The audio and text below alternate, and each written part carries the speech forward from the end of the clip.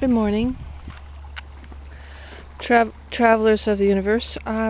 Just wanted to say good morning from Zoe and Jane. Zoe, it's been a while since my last video, but I thought I would say hello today, and it's a very quiet, meditative morning. Graders just been by, grading the road, and listening to the beautiful sounds of running water over rocks, which is very nice.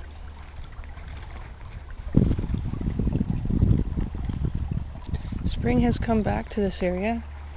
Grass is starting to turn green. It's greening up. Trees still have to bud, but it's early yet. It's only April 26th. We had a full moon last night. I took a picture of that and post that on my timeline on Facebook, J. Len Jones. J-A-Len, L-E-N, Jones. Add me. Okay. Anyway, meditative moment. Where were we? I'm going to walk to the meditative rock. I have found that at each cardinal point in this area of the Georgian Bay, I have a sacred spot. And in each area, for example, I'm walking east right now. Southeast is actually, east is actually that way. This is actually going south, due south. But the moon was this direction, right where the sun is, last night, and it set over this area probably early morning. I woke up about 5 and took a picture of it just before it set.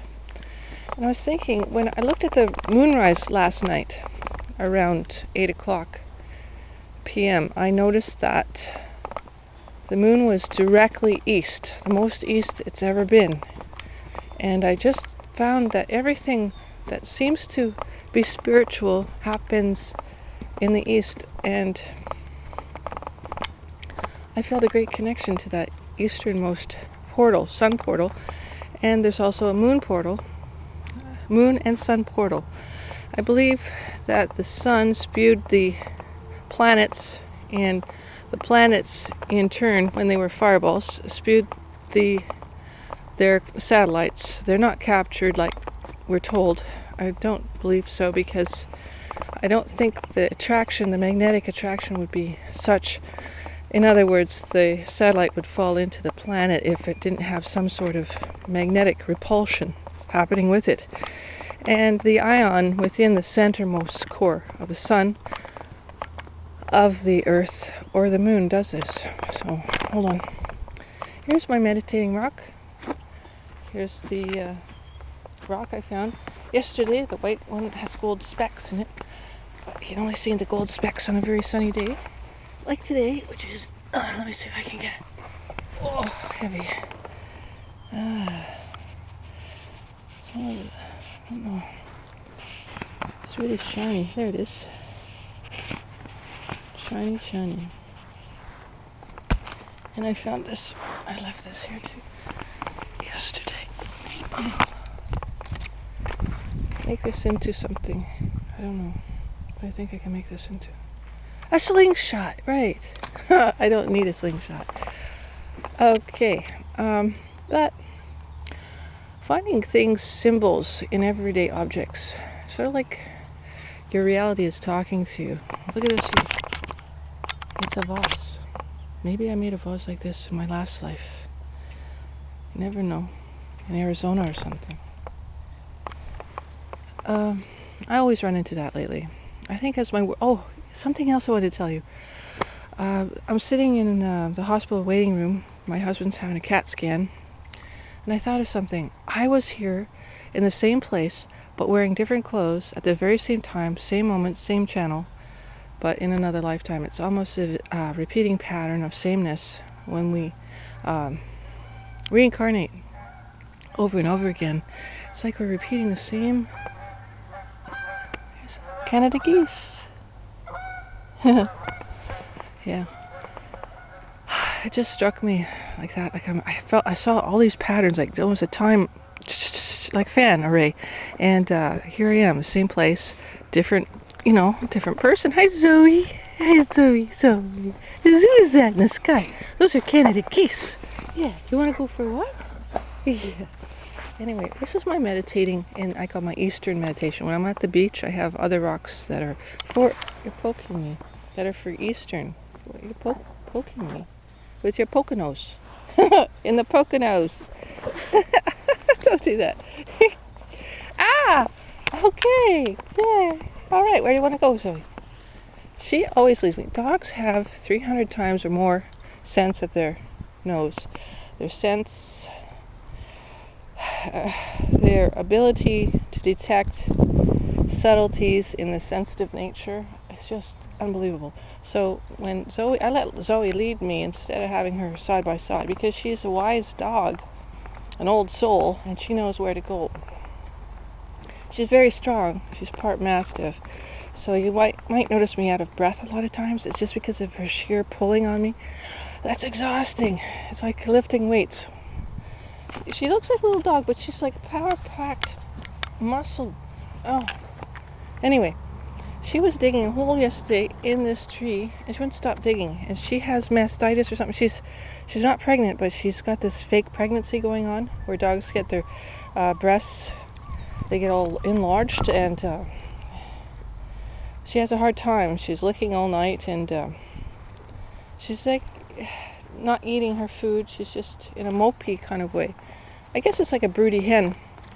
And I'm glad she's finally getting over it. It took about a week or so. She's finally getting back to normal.